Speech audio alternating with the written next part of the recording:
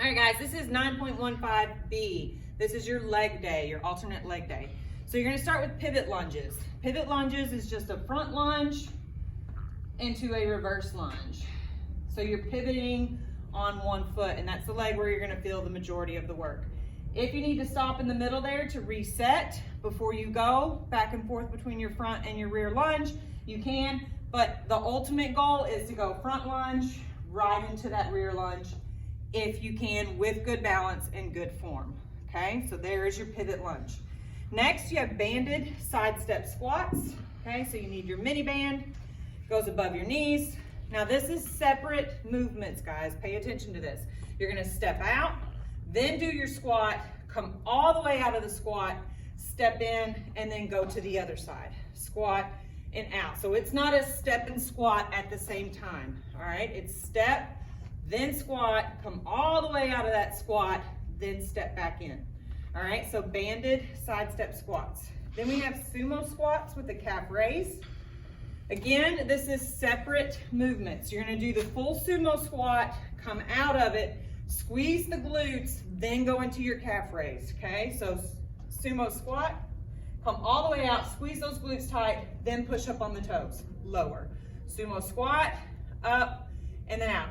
Really important when we're in our sumo squat is when we come down that we're squeezing our glutes so our knees stay tracking right over our ankle and they don't collapse forward. We show them come down and let them, don't let those knees collapse. That will kill your knees and you will get so much medial pain right there if you do that. So make sure those glutes are squeezed tight, you lower down, you drive through the heels. Okay, you stay nice and straight like that and drive out of it and then push up on those toes. All right, so there's your sumo squat with your calf raise. Next we have Cossack squats. So this is a lateral shifting squat, okay? You're gonna get nice and wide. Those toes are not at a full 45, but they're turned out just a little bit. You're gonna lower down into a single leg squat on one side.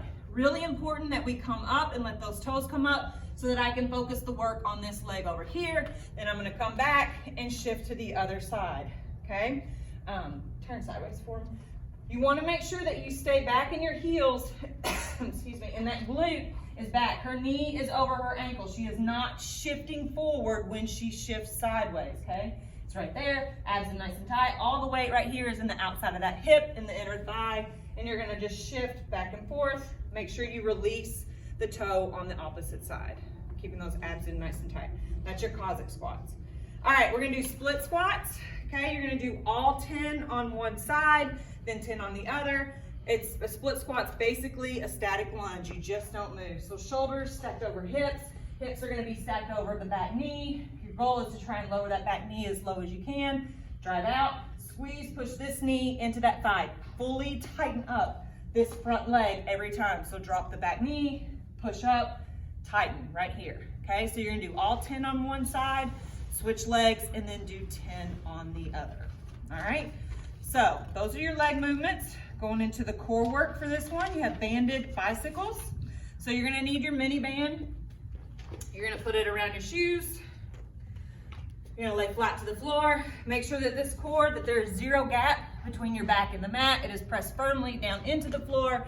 Knees are up, and the goal is to press the leg as long and low as you can. You do not need to get your elbow to your knee. You just need to get the rotation at the shoulders for this to be effective.